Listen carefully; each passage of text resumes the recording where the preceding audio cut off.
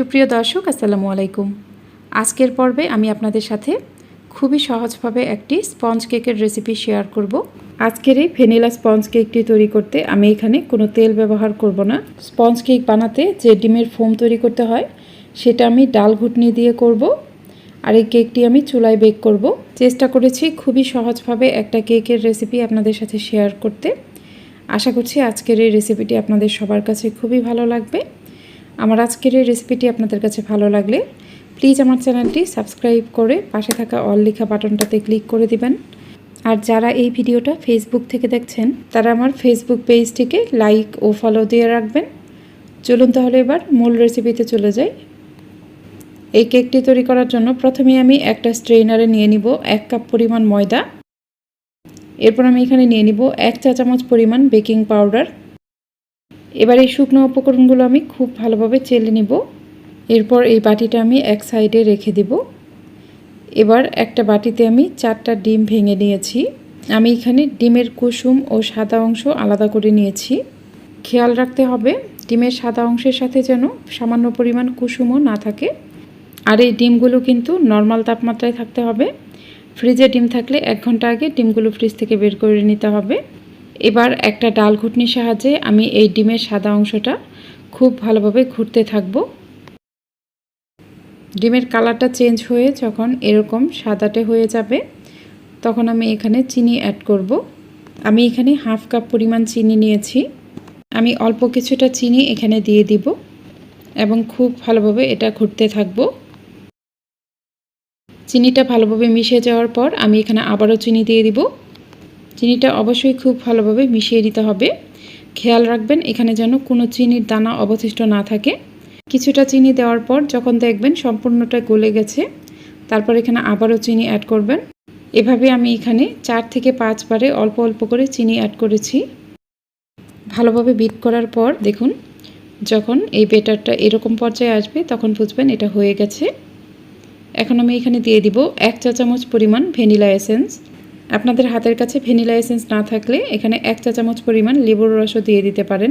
এরপর আমি এখানে ডিমের কুসুমগুলো দিয়ে দিব। ডিমের কুসুমগুলো দেওয়ার পর আমি এটা আবারও কিছুক্ষণ বিট করে নিব। কুসুম দেওয়ার পর এটা খুব বেশি সময় নিয়ে বিট করার দরকার নেই। আমার এটা হয়ে গেছে। এখন আমি ময়দার মিশ্রণটা নিয়ে নিয়েছি। আমি এখান থেকে অল্প কিছুটা করে ময়দা অ্যাড করব এবং এই ব্যাটারটাকে আমি খুবই আলতো হাতে একদিকে ঘুরিয়ে ঘুরিয়ে ময়দার সাথে মিশিয়ে নেব। ব্যাটারটা কিন্তু খুব বেশি জোরে জোরে মেশানো যাবে না। এটা যতটা সম্ভব আলতো হাতে একদিকে ঘুরিয়ে ঘুরিয়ে মিশিয়ে নিতে হবে। আর এখানে একবারে বেশি ময়দা দিয়ে দেওয়া যাবে না। আমি এখানে 4 থেকে 5 বারে অল্প অল্প করে ময়দা অ্যাড করব। কিছুটা ময়দা অ্যাড করার পর আমি এটা খুবই আলতো হাতে একদিকে ঘুরিয়ে ঘুরিয়ে মিশিয়ে নেব। দেখুন আমি এটা কিভাবে মিশিয়ে নিচ্ছি। এটা খুব বেশি জোরে জোরে মেশালে কিন্তু কেকটা ফুলবে না, কেকটা একদম চুপসে যাবে। যেহেতু এটা স্পঞ্জ কেক তাই এটা খুবই আলতো হাতে একদিকে ঘুরিয়ে ঘুরিয়ে একটু সময় নিয়ে মেশাতে হবে। আর এই ব্যাটারটাকে কিন্তু ময়দার সাথে খুব ভালোভাবে মিশিয়ে নিতে হবে। খেয়াল রাখতে হবে এখানে যেন কোনো লাম্পস না থাকে। ব্যাটারটাকে ভালোভাবে মিশিয়ে নেওয়ার পর আমি কেক বেক করার জন্য একটা কেকের মোল্ড রেডি করে নিব। আমি এখানে একটা 6 ইঞ্চি কেকের মোল্ড নিয়েছি। এই মোল্ডে কিন্তু আমি কোনো তেল ব্রাশ করিনি। আমি এখানে একটা নর্মাল কাগজ কেটে নিয়েছি, কাগজটা এখানে দিয়ে দিলাম। আমি এই কাগজের উপরেও কিন্তু কোনো তেল ব্রাশ করব না। এখানে আমি ব্যাটারটা দিয়ে দিব। সম্পূর্ণ ব্যাটার ঢেলে দেওয়ার পর আমি একটা কাঠির সাহায্যে এর মাঝখানে এভাবে ঘুরিয়ে নিব যাতে এখানে কোনো এয়ার বাবলস না থাকে। এরপর আমি এই কেক মোল্ডটা এইভাবে কয়েকবার ট্যাপ করে নিব, তাতেও এর ভিতরে যদি কোনো এয়ার বাবলস থাকে সেটা নষ্ট হয়ে যাবে। এবার আমি কেকটা বেক করতে চলে যাব। আমি চুলায় একটা নর্মাল সিলভারের হাঁড়ি বসিয়ে দিয়েছি। হাঁড়িটাকে আমি 5 থেকে 6 মিনিটের মতো ঢাকনা দিয়ে ঢেকে গরম করে নিয়েছি। ভালোভাবে গরম করে নেওয়ার পর আমি ঢাকনাটা খুলে নিলাম এবং এখানে কিছু লেখালেখির কাগজ বিছিয়ে দিলাম। এখানে কাগজ দেওয়ার ফলেই কিন্তু কেকের উপরে ওভেনের তৈরি কেকের মতো খুব সুন্দর একটা কালার আসবে। এরপর আমি এই কাগজের উপরে একটা স্ট্যান্ড বসিয়ে দিব। এরপর এর উপরে কেকের মোল্ড বসিয়ে দিব। মোল্ডটা বসিয়ে দেওয়ার পর আমি প্যানটা ঢাকনা দিয়ে ঢেকে দিব। এবং চুলার মিডিয়ামের থেকে একটু কম আঁচে কেকটা বেক করে নিব।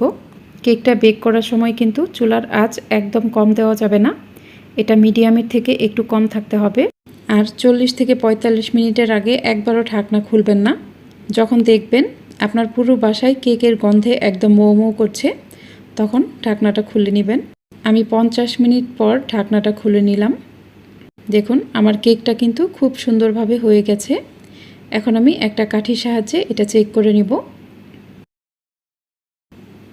দেখুন কাঠিটা কিন্তু একদম ক্লিন এসেছে, তার মানে বুঝতে হবে আমার কেকটা একদমই হয়ে গেছে। এখন আমি এই কেকটাকে নামিয়ে ফেলব। দেখুন কেকটা কতটা সুন্দর হয়েছে। কেকটা কিছুটা ঠান্ডা হয়ে যাওয়ার পর আমি এটা মোল্ড আউট করে নিব। একটা নাইফের সাহায্যে আমি এর চারপাশে একটু ছাড়িয়ে নিব। এরপর আমি কেকটা একটা প্লেটের উপর এভাবে ঢেলে নিব। আমি এর উপরের কাগজটা সরিয়ে ফেলব। দেখুন আমি এখানে কিন্তু কোনো তেল ব্রাশ করিনি, তারপরেও কিন্তু কাগজটা খুব সুন্দরভাবে উঠে গেল।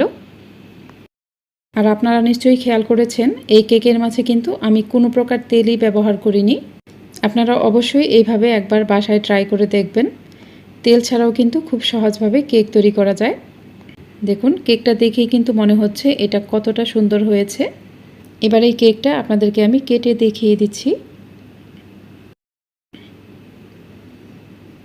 দেখুন মাশাআল্লাহ কেকটা কিন্তু খুবই সুন্দর হয়েছে। তেল ছাড়াও কিন্তু খুব সহজেই কেক বানিয়ে নেওয়া যায়। আর এই কেকটি খেতেও ভীষণ মজার। দেখুন কেকটা কতটা নরম তুলতুলে হয়েছে।